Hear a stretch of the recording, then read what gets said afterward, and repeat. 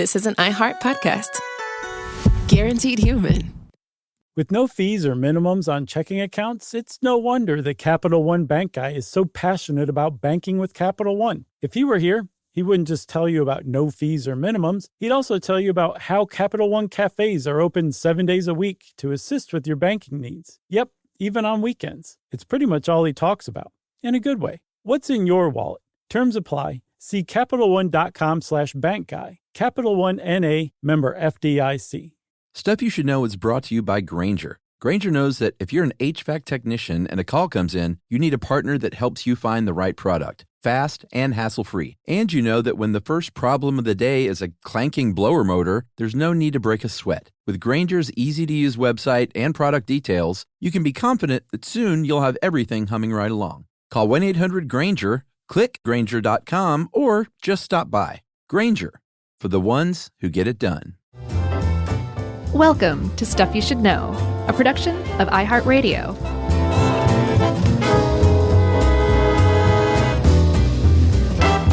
Hey, and welcome to the podcast. I'm Josh, and there's Chuck. Jerry is not here. She's stepped away for a minute, digitally speaking, but she's still here in spirit. So this is Stuff You Should Know. Jerry's looking for love in all the wrong places, right? That's right. And Chuck, I was not really cognizant of what was going on when all of this was happening, but there was a period of time where like country was just beyond cool in America. Like it was the popular culture.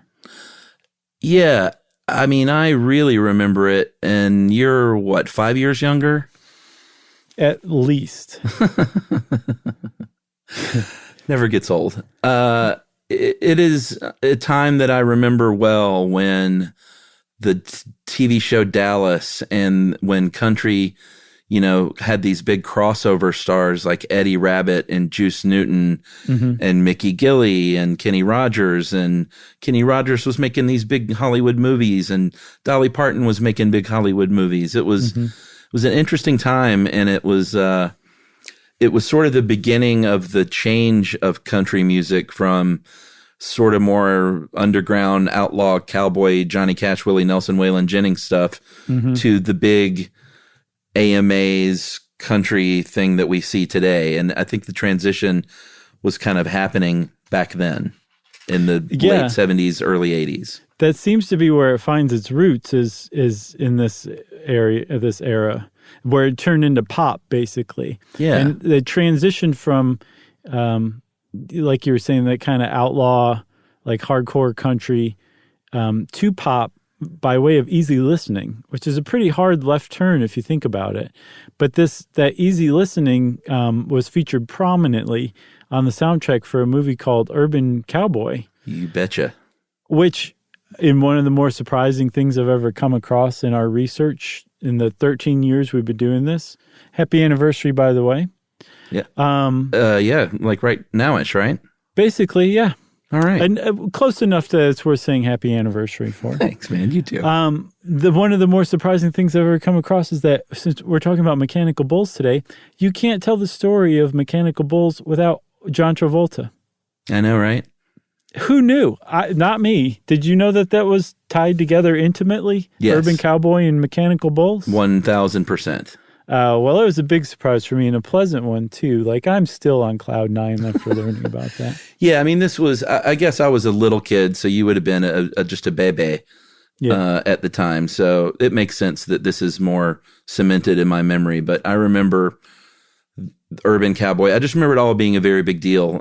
Like people like Olivia Newton-John where people were making country albums that normally didn't, because it was just the hot ticket. It was a big deal. Yeah, it really was.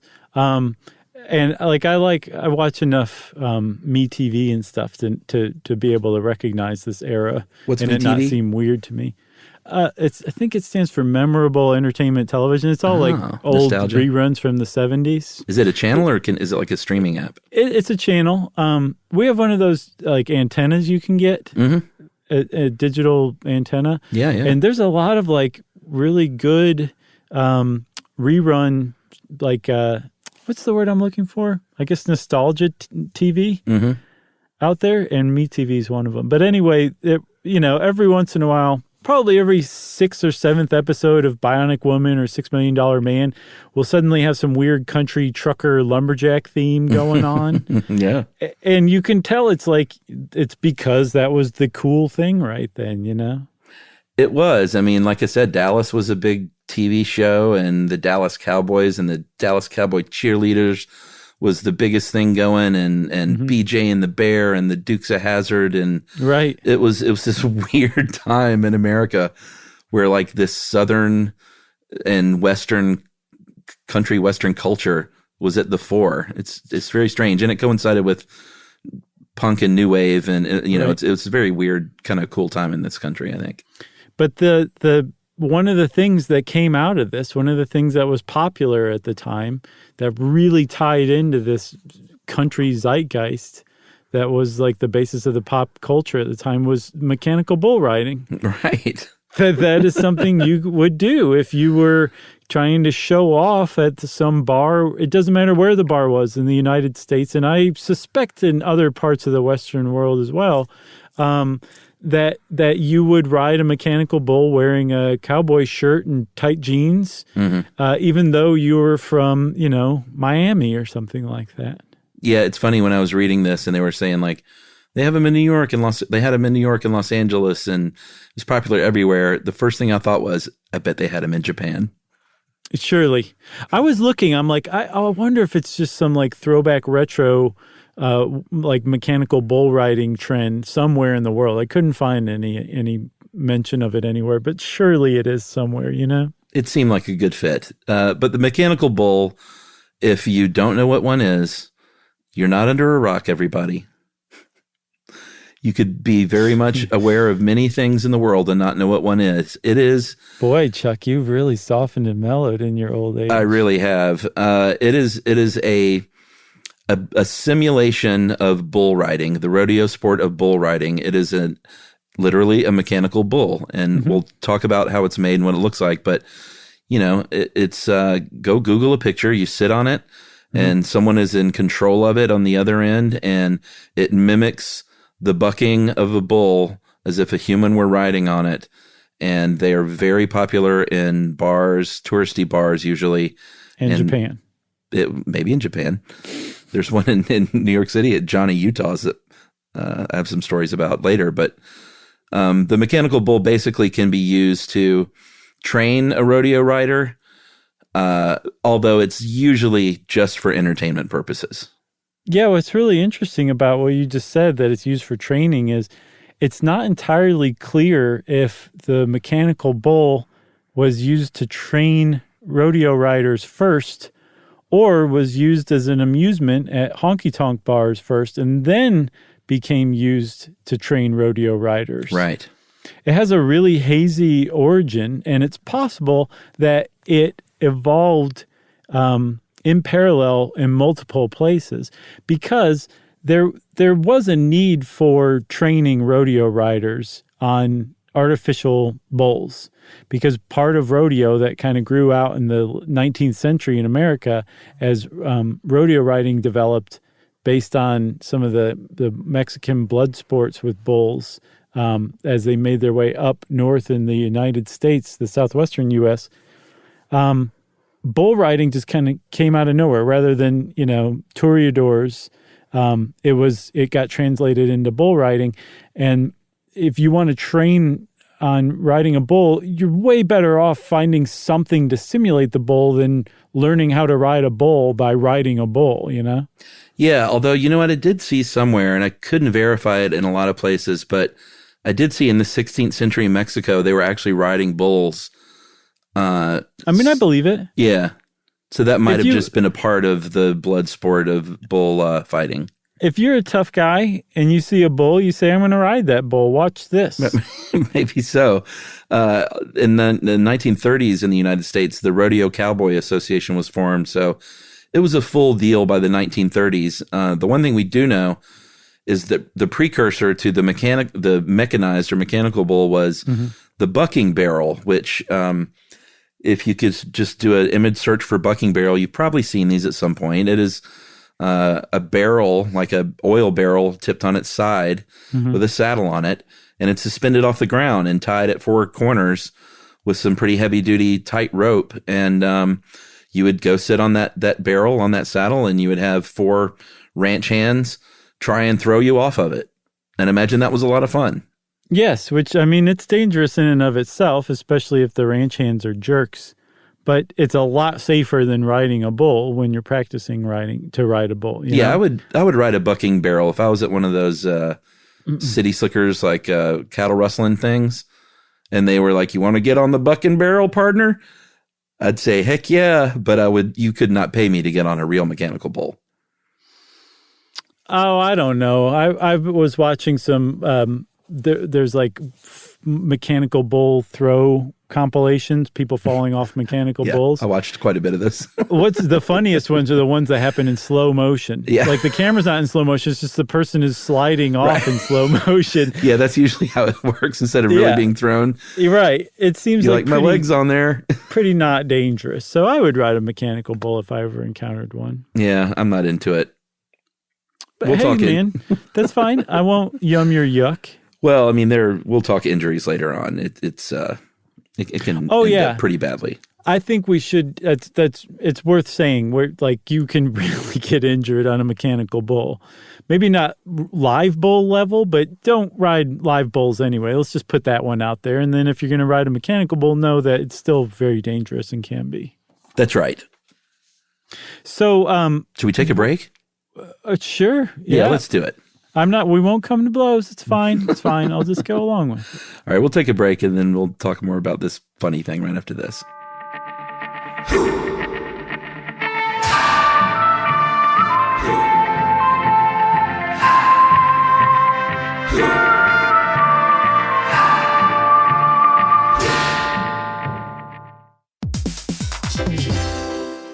Hey everybody, I want to talk to you a little bit about Tide Evo because it represents over 10 years of innovation and product development. Tide Evo is a first-of-its-kind technology where tens of thousands of minuscule fibers are spun together to form a 6 times powerful layer packed with scrubbers, brighteners, pre-treaters, and fresheners. And that's going to deliver a breakthrough clean that's so powerful it feels like magic. Yeah, it is kind of like magic. Tide Evo is revolutionary. A 100% concentrated, waterless laundry tile that's made of compressed microfiber soap layers rather than liquid or powder. And it's not like pods or sheets because it uses 6 layers of detergent fibers to deliver superior cold water cleaning without plastic packaging of any kind. And it provides a mess-free, lightweight solution that dissolves lickety-split. So whenever you run into a laundry challenge, turn to Tide Evo. It's revolutionary. It's magic. Try new Tide Evo. Real laundry magic.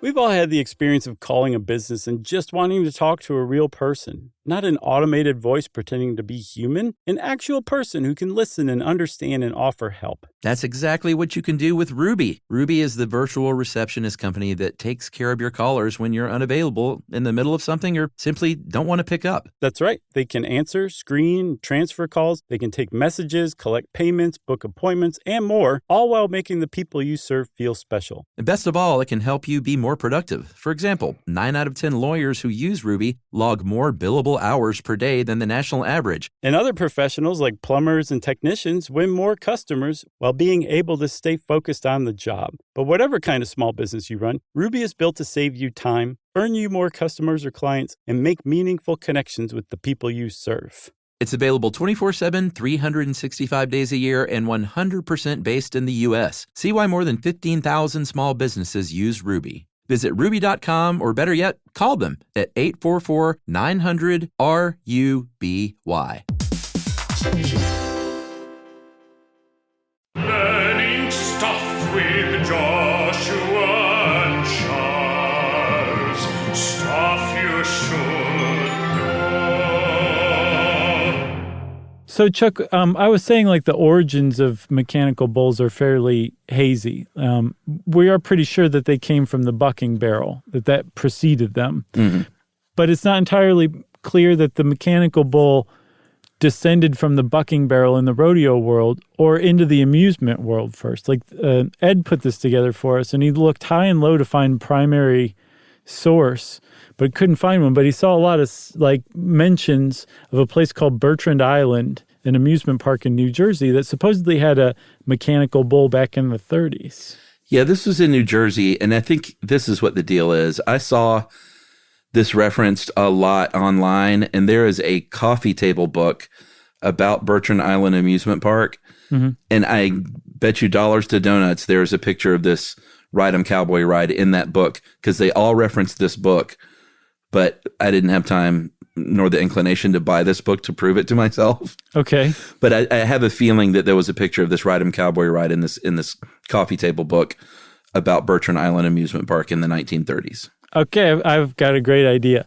Let's get in the Wayback Machine, and we'll go to the printing of that book, and we'll look through one of the books. Are you ready? No, well, why don't we just go back to the Bertrand Island Amusement Park in the 30s and ride the thing? I guess we could have done. Okay, all right, let's do that. I mean, instead. or we can go to a book printing shop. Okay, we'll go to Bertrand Island. You ready? Right. Yeah, let's do it.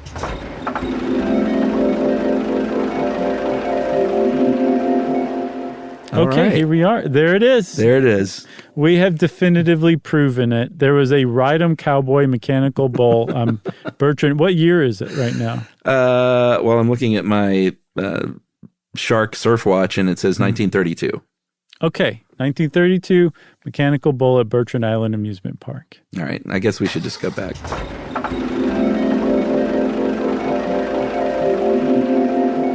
All right, well, it's weird that we went back and we didn't ride it or get any saltwater taffy or hit the big strongman bell. Like, could have just gone to do the printing press place. I guess we should have, huh? Lesson learned. We probably had a little candy dish with saltwater taffy there that we could have grabbed. So if you talk mechanical bulls, you're going to hear the name Sherwood Cryer come up a lot. Some people might mistakenly say he invented the mechanical bull. Certainly could be looked at as the sort of grandfather of the mechanical bull. But he owned a mechanical bull in his saloon in the 70s that we'll get to later. But it was built by a man named, actually, I don't know if he built it. Joe Turner built it, but Joe Turner in New Mexico, at the very least, held the patent for this mechanical bull. Right. I saw it with my own two eyes, but it's from 1976. Right. So Joe Turner definitely didn't invent the mechanical bull, although he was an inventor of the mechanical bull. But we can say definitively, since Sherwood Cryer bought the patent from Joe Turner, that Sherwood Cryer is not the inventor of the mechanical bull, even though I believe even Wikipedia cites him as the inventor. Really? Yeah, I was surprised to see that. Right. But yeah, he's very widely held to be the inventor. But he even said there was an interview with him in the Austin Chronicle in the late 90s where he said he talks about how he bought it off of Joe Turner for $30,000. Mm-hmm. And it will become clear why he did that and why that was actually a really good move on his part later on. That's right. But if you want to talk about the mechanics of the mechanical bull, it is a hydraulic-based machine that has a couple of motors on it. It's got a center shaft and a main gearbox that make up the spin motor, and that's the one that's going to spin it. It's going to turn it back and forth. It usually, when you see them operated, they usually rarely even go a full 360 before they turn back and go the other way, because that's kind of the whole object, is to keep this thing moving in different directions. Right, and its turn back in the other direction is usually very sudden and harsh. It is abrupt. There's abrupt, thank you, buddy. And then there's another motor, usually above the bottom motor, and that motor has to do with moving pistons up and down. Like imagine a platform that the saddle sits on, that the bull is built around, that the rider actually sits on this platform. It moves from side to side and up and down and left and right. So you have a lot of yaw control is what you need when it comes to riding a mechanical bull, because there's pitch, yaw, and what's the third one? Roll. You got all three of those going on in this mechanical bull, I believe. Right. If you see one of these in a bar or if you rent one, I love that Ed did the research, and Ed lives in Buffalo, New York, and said in Buffalo you can rent one for 3 hours for $900 and it comes with the operator and everything. I heard that. And then I thought that might have been a fun 50th birthday party, but unfortunately in quarantine it'd be like 3 or 4 people standing around. That's not so fun. You could ride it on Zoom for all of your party guests. But it is mounted very, very securely to a big floor plate. And it is surrounded. I think Sherwood Crier would drive around and collect mattresses at first, but now they have this big inflatable ring basically that surrounds it. And it's got a saddle. It's usually the horse itself is fiberglass or it's metal maybe, but it's covered in this sort of thick padding with leather, and then a real deal saddle.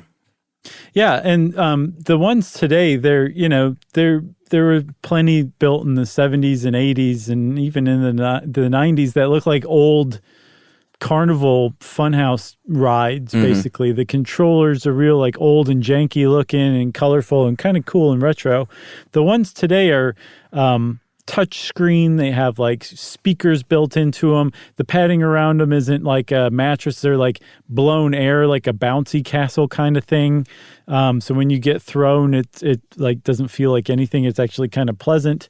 And the controllers are much more computerized and less mechanized than they used to be in times past. Yeah, and these days, if you look at Urban Cowboy too, it is just sort of the body, if you would, of the bull.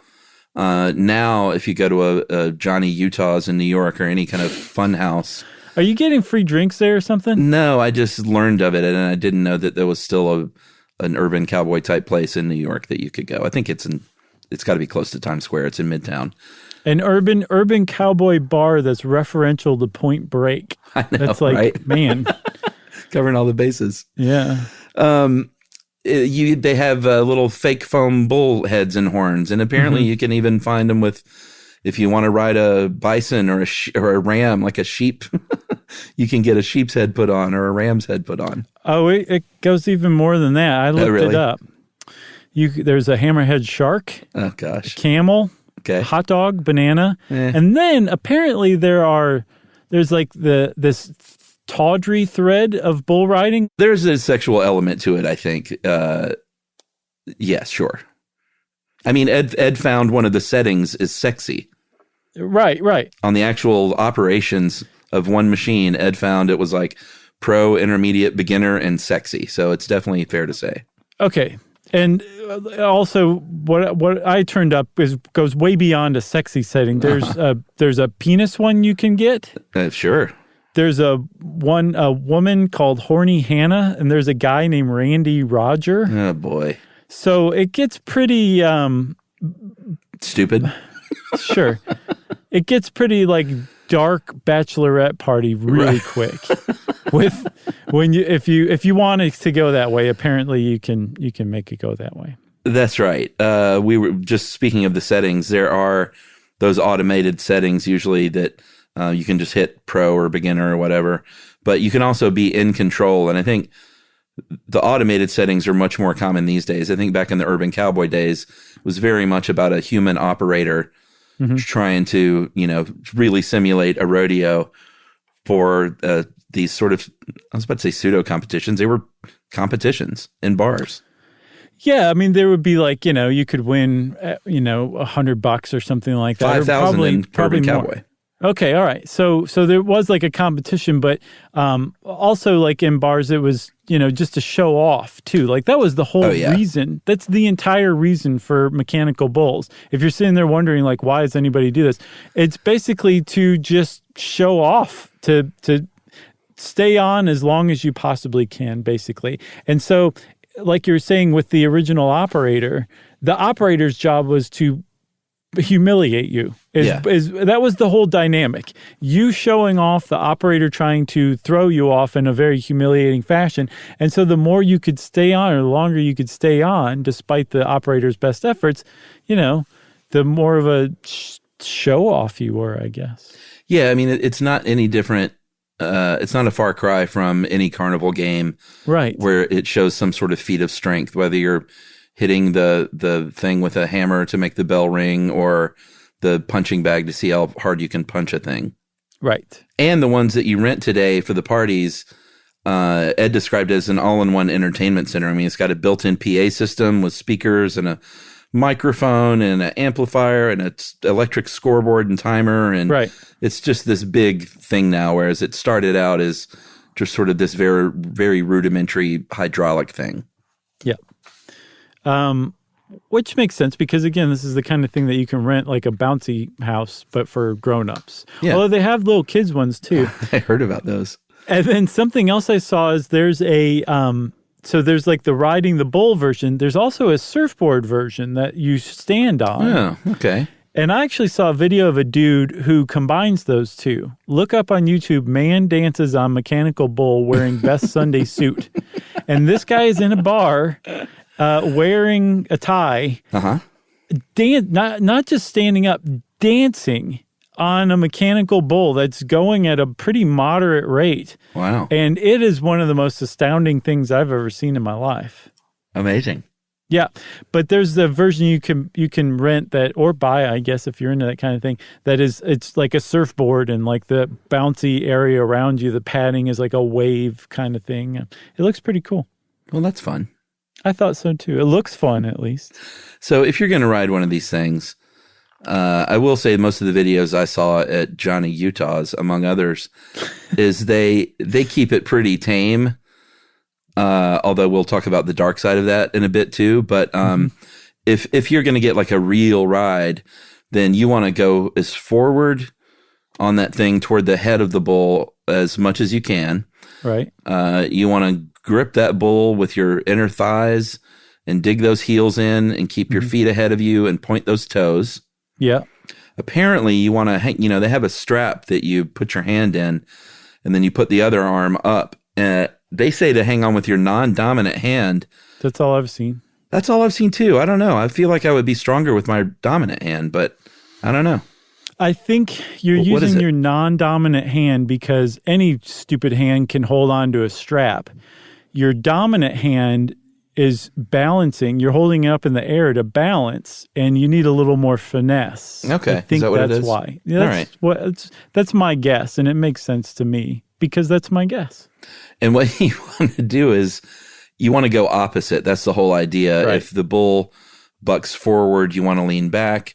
If it goes back, you want to lean forward towards its nose. You want to keep those legs tightened down as much as you can, and you want to try and keep everything from the waist up as loose as possible.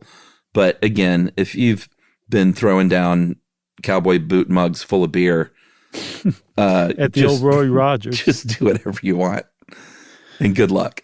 So this advice comes from a pro rider named Will Roberts, and he basically says that if you take each one of these movements as like a wave that you're riding, and think of them discreetly as discrete motions, and you're just handling each one at a time, you could stay on indefinitely. He didn't say the indefinite part and said, in fact, he said you shouldn't stay on longer than 15 seconds or else you're going to get hurt, like at full bore. But I think you could stay on indefinitely. Well, one of those videos I saw was titled something about woman rides bull for so long that video cuts out or something like that. Oh, is that right? Like she never fell off. I mean, it was going really slow, but she hung in there. Hanged in there? Yeah.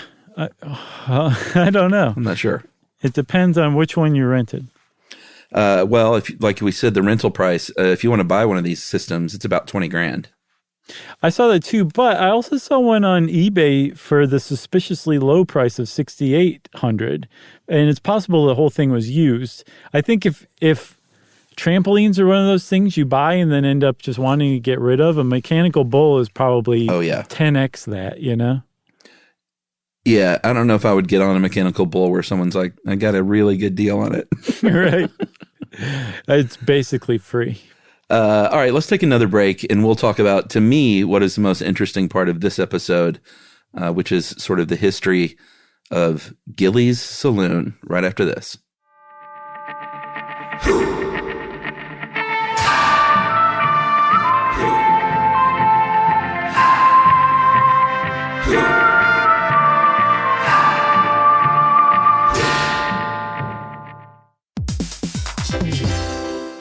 Hey, everybody. I want to talk to you a little bit about Tide Evo because it represents over 10 years of innovation and product development. Tide Evo is a first-of-its-kind technology where tens of thousands of minuscule fibers are spun together to form a 6 times powerful layer packed with scrubbers, brighteners, pretreaters, and fresheners, and that's going to deliver a breakthrough clean that's so powerful it feels like magic. Yeah, it is kind of like magic. Tide Evo is revolutionary. A 100% concentrated waterless laundry tile that's made of compressed microfiber soap layers rather than liquid or powder. And it's not like pods or sheets because it uses 6 layers of detergent fibers to deliver superior cold water cleaning without plastic packaging of any kind. And it provides a mess-free, lightweight solution that dissolves lickety-split. So whenever you run into a laundry challenge, turn to Tide Evo. It's revolutionary. It's magic. Try new Tide Evo. Real laundry magic.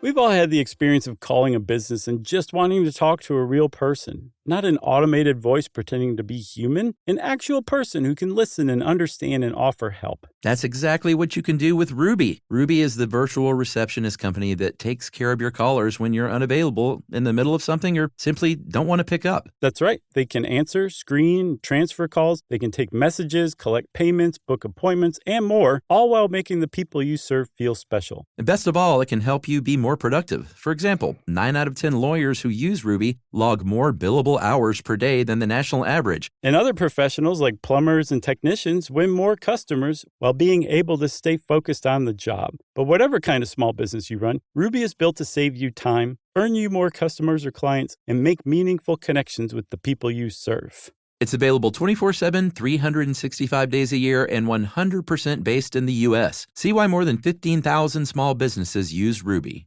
Visit ruby.com, or better yet, call them at 844-900-RUBY.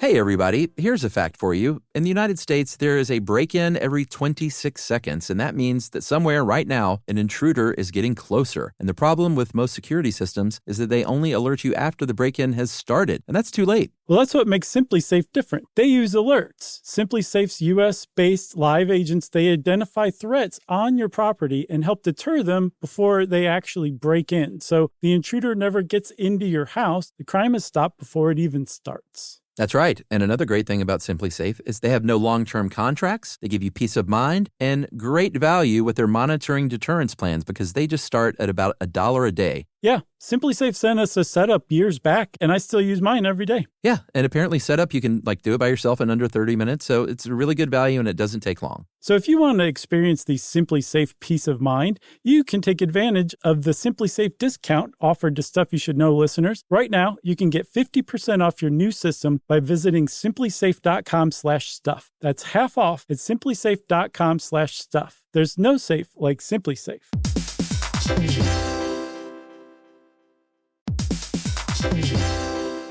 Work can be a little weird. One minute you're in a meeting that could have been an email. The next you're trying to decode corporate jargon that somehow means nothing. And don't even get us started on the quick sync that turns into a 45-minute deep dive. Yeah, well, the truth is figuring out your career isn't always straightforward. Whether you're trying to grow, pivot, or just stay relevant, it can feel like you're navigating it all on your own. Well, that's where LinkedIn comes in. That's right. LinkedIn can help you grow your career, helping you confidently navigate your path with insights, ideas, and inspiration from your professional community. You can stay up to date with the latest trends in your field, connect with people who get it, and discover opportunities tailored to your goals, your experience, and what actually matters to you. Whether you're looking for something new or just trying to grow where you are, LinkedIn gives you the tools and connections to move forward with confidence. Because LinkedIn is the network that works for you. Visit linkedin.com/knowstuff to learn more. Learning stuff with Joshua and Charles. Stuff you should know. Okay, Chuck, you promised to talk about Gilly's Saloon. What is that? Well, we talked about Mr. Cryer. He owned a saloon that was really kind of an oversized tent called Shelley's in Pasadena, Texas, outside of Houston. And this was in the early 70s, like 1971. And he would bring in country singers who weren't big national acts yet, but they were sort of known regionally. And it was a popular bar, and it was getting bigger and bigger because that was oil country. People came in with some money. And he said, you know what? I think this needs to not be a tent, but to be a real deal saloon. and he partnered up with a man named Mickey Gilley. Right. And I mean, he gave him a pretty sweet deal. He said, look, I want to build this thing out. I'm going to build it out. We're going to make it a more permanent structure, and turned it eventually into like a 40,000 square foot bar, multiple bars. That was basically like a real deal Texas roadhouse and honky tonk. You, Gilley, we're going to name it after you, and you and your house band are going to play basically every night. Yeah. And Gilley, did you say that was Jerry Lee Lewis's cousin? No, but he was. Yes, he was Jerry Lee Lewis's cousin. Still is, possibly. Is he still alive? Yeah, Mickey Gilley is 85, and he had that big crossover hit with "Looking for Love," or from the soundtrack, right? I don't. Yeah, was it on the Urban Cowboy soundtrack? I'm pretty sure it was on the Urban Cowboy soundtrack. Yeah. Yeah, or as Buckwheat would call it, Bookin' Panub. Wookin' Panub. Okay. And he was no slouch, though. He had 42 top 40 country singles in his career. So what's funny is, if I read an interview with him, I think in Texas Monthly on like the 35th anniversary of Urban Cowboy, and he basically talks about how, he was looking for love. But it was in all the wrong places. He was looking for stardom, and he just could never quite get it. So I guess he was one of those unsung, like highly successful people who never became a huge star. Right. And apparently he was trading on being Jerry Lee Lewis's cousin, was doing like tribute shows, cover shows, that kind of stuff, and was doing fine. But so when Sherwood Cryer met up with him and formed a partnership with him, he became the namesake of Gilley's, this incredibly popular honky tonk outside of Houston, that became the setting for Urban Cowboy, thanks to, randomly enough, an Esquire article. Yeah, this reminded me very much, and it's weird that they're both Travolta, but Saturday Night Fever. It's tied even more closely than that. The very editor who ran that Esquire article was the same co-founder of New York Magazine who ran Tribal Rights of the New Saturday Night, that was the basis of Saturday Night Fever. All right, so it all comes full circle. I printed that out, the Tribal Rights of Saturday Night, back when we talked about it. Have not read it yet, and now I'm going to print out The Ballad of the Urban Cowboy and America's Search for True Grit. Right. And I'm going to have just both those articles sitting on my desk forever, probably. But I want to read them both, because they were both the basis of two sort of landmark 70s movies that became cultural touchstones, and John Travolta was in both of them. Yeah, it's really weird, but it's cool. Basically the same thing, except one is disco, set at a disco nightclub. The other one is country music, set at a country western bar. But it's the same exact thing, same format, love, fighting, rivalry, jealousy, competition basically on a weekend night while everybody's getting trashed at a bar. It's just, and they were separated by 2 years. I think 76 was the Saturday Night New York Magazine article, and 78 was the one that featured Gilley's. Yeah, it's really pretty interesting time in our country's history that they're almost two sides of the same coin. Yeah. And again, like I mentioned earlier, this is all going on at the same time that like punk music is saying, I hate all of you people. Exactly. And for good reason. Look. That's right. So this guy, I can't remember his name, Irving something. Berlin? I can't remember. No, he was one of the managers or promoters, or he had a lot to do with the Eagles. He bought the rights to that article for like $200,000, which is a lot of money to spend on a magazine article option at the time. And he just knew that no matter what happened, he was going to have a huge soundtrack on his hands, just like Saturday Night Fever. And it worked twice. It did work. He apparently wanted it to be all Eagles, and the Eagles were like, no, that's okay. We suck so terribly that we wouldn't want to do a whole soundtrack. But it ended up being like a really great soundtrack. I've never heard it, but I mean, just looking at the roster, Kenny Rogers, Charlie Daniels, Bonnie Raitt, and Mickey Gilley had Looking for Love on it as well. Yeah, Wooka Panub. It was great. We had the record in our house. Like you said, they shot the movie. A lot of it was shot at Gilley's. That was the bar scene that, was predominant in the movie, and the competition between Scott Glenn and John Travolta, as, they battled for bragging rights, cash money, and Deborah Winger's heart. And glory. Of course, the glory. Man, Scott Glenn? Yeah, I can't believe I just forgot his last name. I think he's one of the coolest actors ever. Yeah, not a Carradine. No, he's a Carradine plus. Yeah, I think Scott Glenn was one of those that was always, I think he was always confused as a Carradine with a lot of people, because he sort of has that look. Sure, for sure. So it was the big success of this movie that made Cryer say, I need to secure this patent because this thing's about to explode. And I think by that point, the gentleman who held that patent, Joe Turner. Yeah, Joe Turner said, well, let's up the price a little bit to $30,000. And Cryer still said, yeah, don't tell this guy, but that's still a pretty good deal. Yeah, because the Mechanical Bull is basically a third lead character in this movie. Deborah Winger, John Travolta, and this Mechanical Bull, El Toro, the real Mechanical Bull at Gillies, and became a huge part of the pop culture. And Sherwood Cryer was smart enough to realize how big of a deal it was going to be, bought the patent for it, and now, if you wanted a Mechanical Bull for your bar that you just converted over to a honky-tonk format, you had to go buy one from Sherwood Cryer. And he made a lot of money off of those, from what I understand. He did. I think he even won lawsuits when people tried to dodge his license. Mm-hmm. And he made a lot of money off of this fad. And it was indeed a fad, for sure. Oh, yeah. But like I said, you go to Johnny Utah's. Oh, my God. There was one on the Sunset Strip, too. I don't know if it's still there. There was what was the name of that place? Johnny Mnemonics. No. Another Keanu Johnny movie. Mm-hmm. I can't remember. But there was a country western bar on the Sunset Strip that had a Mechanical Bull as well. I can't remember. I can't remember either.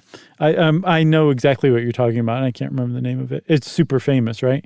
It was for a while, and it wasn't even that long ago. Like, I think when I lived there, it was still there. Supercuts? No, and not Hogs and Heifers. That was in the meatpacking district in New York. But gotcha. This is what genuinely kicked off that whole movement that we talked about at the beginning, with Southern culture and Western culture kind of being at the forefront, and all these people doing crossover records and pop music and country sort of intertwining and the lines being blurred.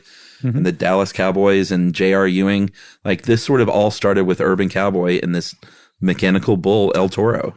I would argue that it started before that, and that Urban Cowboy was on. Yes, you're right. Was catching a wave that was developing. Yeah. You're and totally right. Gets credit, but I mean, like, if you look at Convoy, that Chris Christopherson movie, that's from Convoy. 1978. So that was a couple years before that, but it was the same year that article was published in Esquire. So it was all kind of coming together, congealing at the same time. Yeah, Urban Cowboy didn't kick it off. It capitalized early on what was coming, for sure. But it came in at a time when it could still be considered cool, and a huge contributor to the spread of it, right? Yeah, and this was like, it's funny, like, I kind of look back with some fondness, even though it wasn't my scene. But if you talk to any of the old timers from back then, they called them gilly rats, these real, these local bar patrons they were the real deal. They hated all this stuff, man. Yeah, because it brought in all the posers and the tourists, and people on business trips passing through Houston had to go to Gillies, and I'm sure it just took something that was really sacred and special to them and commodified it in a really sad way. I'm sure it was terrible. Yeah, at least for a while, and then I'm sure it went back to normal again generally. And they were still on that bar stool in the same place. Exactly. It just all kind of happened around them. But speaking of that kind of country chic trend that Urban Cowboy was a huge part of, I saw a reference to a Fantasy Island episode from 1982 oh, boy. Called Everybody Goes to Gillies. Mickey Gilly played himself. Awesome. And his fantasy was to make it big in the country music scene. And I think he may have gotten it. I think it was successful. I wonder if Tattoo got up on that thing. I don't know. I could not find the episode. I just was reading about it, which is kind of disappointing when it comes to Fantasy Island. I wanted to see that movie, the Hervé Villechaize movie with Peter Dinklage, but I never got around to it. Did you see that? I forgot that they made that. No, I haven't seen it. No. So as far as Gillies goes, I wondered, I wasn't sure the deal. And I was like, surely you can still go to Gillies. But you can't because Gillies burned to the ground. It did, suspiciously. Apparently it was ruled an arson. And this came after there was a dispute between Mickey Gilley and Sherwood Cryer. And apparently Mickey Gilley, who had been approached by Sherwood Cryer to basically come in as a partner on his bar, came out victorious, triumphant, and ended up on the winning end of this dispute and apparently walked away with most of the profits. And I guess Gilley said in at least one interview that he expected that it was Sherwood Cryer who had burned Gillies to the ground in 1989. That's quite an accusation. It really is. But I was reading again that Texas Monthly article. I think it's called Urban Cowboy Turns 35. And it's like an oral history, which is the laziest form of journalism, but it's still pretty I love oral engrossing. histories. Do you? Yeah. Well, then that explains why they keep making them. I thought it was just like, I don't feel like actually writing today. I'm just going to transcribe. Oh, I think it's kind of cool. I like them. Well, you would like this. You should read it. It's very long. And it's really in-depth, and they talk to some of the original Gilley rats, and a couple of them who worked for Sherwood Cryer have to say, like, this guy was an amazing human being, but he was also somebody who would beat someone with a pool cue if, like, they were causing trouble at Gilley's, and did do that. And, like, you did not want to run afoul of this guy. But was also, like, a really fascinating, interesting, smart human being, too. Yeah, shout out to Texas Monthly, too. That's a really good rag. It really is. I read a couple of things from there for some podcasts we were developing a couple of years ago, and it was really good. They did these great deep dive, not oral histories, but like, real journalism. Long form. Yeah. There's a guy named Skip something. Oh, man, I can't remember Skip's name. I'll look it up, everybody. Don't worry about it. But Skip Hollinsworth or something like that. He's one of their better journalists for long form at Texas Monthly. He's great. But there's a lot of them. They have a good stable there. Totally. And in 2019, they announced that there would be a new Gillies, but it's not just going to be a bar. It's going to be a 16-acre multi-use development. And apparently El Toro survived the fire, and they're bringing the original El Toro back just to put on display. So I found one reference that El Toro survived the fire. It was in the Ocala Star Banner. And what does anybody in Ocala, Florida know? I don't know. But they said that El Toro survived the 1989 fire and that it was moved to Cowboy Jack's in Woodbury, Minnesota. So I looked up Cowboy Jack's. There is a Cowboy... Right, I thought so too. Cowboy Jack's makes no mention of having the original El Toro at any point. That's suspicious because you would really lean into that. Oh, dude, it's all I would ever talk about to anybody. But that's what the Ocala Star Banner says. Cowboy Jack's does not back it up. So who knows exactly what happened to El Toro. That's right. Like, don't get on that bull at Johnny Utah's. You're going to catch something. You come ride El Toro. You're going to catch some Johnny Mnemonic on that thing. There were some injuries, though, that we would be remiss without mentioning. There have been plenty of lawsuits over the years. There was a woman in Santa Barbara County that was left a quadriplegic when she landed on her neck. Oh, boy. So obviously, if you get thrown off something, and if you land wrong, that can be bad news. A man in Bergenfield, New Jersey, in Bergen County, was left with permanent injuries. And then at Johnny Utah's, a New York woman won $70,000 because she tore her ACL at Johnny Utah's, and her lawyer said this: they just kind of throw people around while they're drunk. I think that guy summed up the mechanical bull about as good as anybody ever has. Yeah, that was how he described the operators. He said they just kind of throw people around. And then I went to YouTube, looked up Johnny Utah's, and if you want to spend some time looking at very bad camera phone videos of drunk friends filming drunk friends, riding very slowly on these mechanical bulls to bad music, you can do it. But you can sort of see in a few of these videos, there would be some drunk lady or a drunk guy who was just, being kind of obnoxious. And you could tell that but they weren't coming off. And you could tell that the operator would get sick of it. And they were going real slow. Then there'd be like a zoop. Right. And just a really quick little flick of that switch, and it would just like toss them off of there real fast. There is no way that there's not a term among mechanical bull operators for that move. For that move. Yep, there has to be. Oh, 1,000%. I wonder what it is. If you know, please let us know because we have to know. We got gillied. Yeah, that's right. We got anything else? Thankfully, no. Okay. Well, that's it for mechanical bulls. If you want to know more about mechanical bulls, then start watching Thrown Off Mechanical Bull videos. There's, like you said, a lot of them. And since I said Thrown Off Mechanical Bulls, it's time for listener mail. You know what I was just thinking? This could be the jackhammers of the next generation of Stuff You Should Know listeners. Mechanical bulls? I don't know. Was it good? I think Urban Cowboy saved it. Without Urban Cowboy, absolutely. I think you're right. And but then John Travolta saves the day again. And then it hit me. I was like, the common denominator, hydraulics. We got to avoid hydraulics from here on out. I think you might be right, dude. All right. So where are we? Listener mail? Yep. I think Jerry already did the chime. All right. I'm going to call this CIA correction from Anonymous. Oh. Hey, guys. I've been a Stuff You Should Know listener for years. I love the work you do. As someone who was formerly employed by the CIA, I particularly enjoyed the latest episode on Havana Syndrome. I've since left that job because of ethical concerns, but I have one nit to pick, and that's when you talk about people who work in the CIA, you call them agents, which is not right.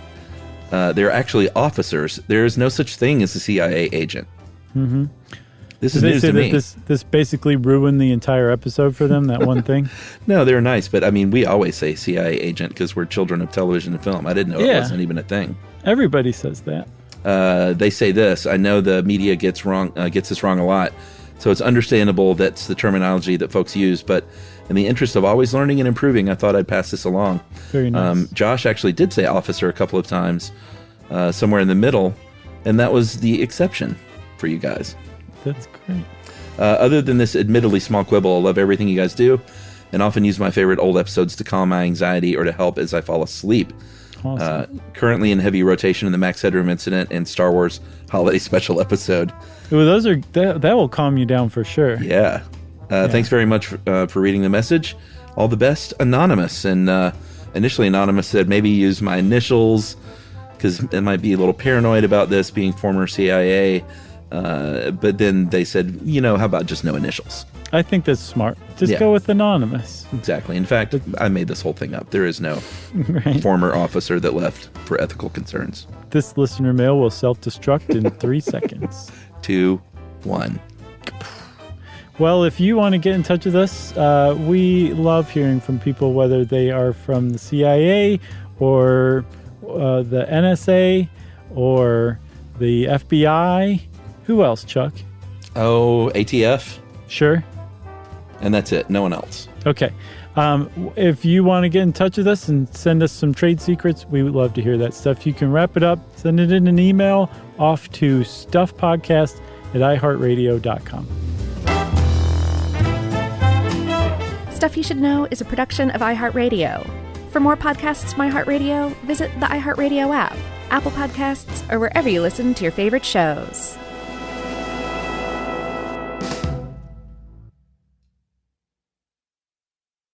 Introducing the all-new Mazda CX-5, featuring more connection. Hey Google, where's the nearest Pilates class?